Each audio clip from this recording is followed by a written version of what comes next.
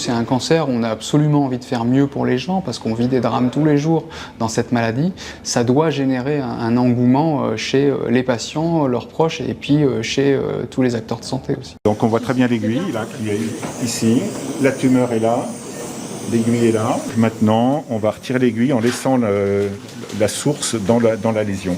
Cette implantation qui a lieu aujourd'hui d'Alpha Dart, c'est la première fois qu'il y a un patient avec un cancer du pancréas qui a cette implantation sous écho-endoscopie en Europe. Ce sont des petits bâtonnets de titane qui sont recouverts par du radium-224 qui va permettre une irradiation très puissante, ça s'appelle des rayonnements alpha, et donc ça va détruire très fortement les cellules tumorales avec des cassures double brin à leur ADN, donc ça va leur laisser moins de chances d'essayer de se réparer après l'irradiation, et ça s'estompe sur quelques millimètres, donc ça veut dire que les tissus autour, eux, sont très peu touchés.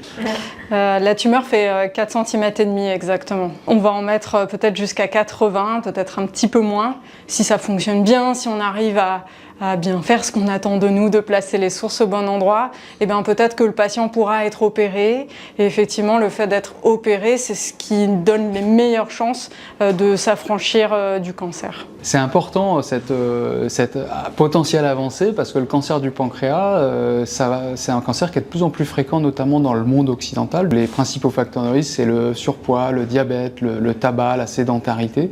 Et donc c'est en telle augmentation de fréquence que ça va devenir la deuxième cause de mortalité par cancer dans le monde occidental d'ici à peu près une dizaine d'années.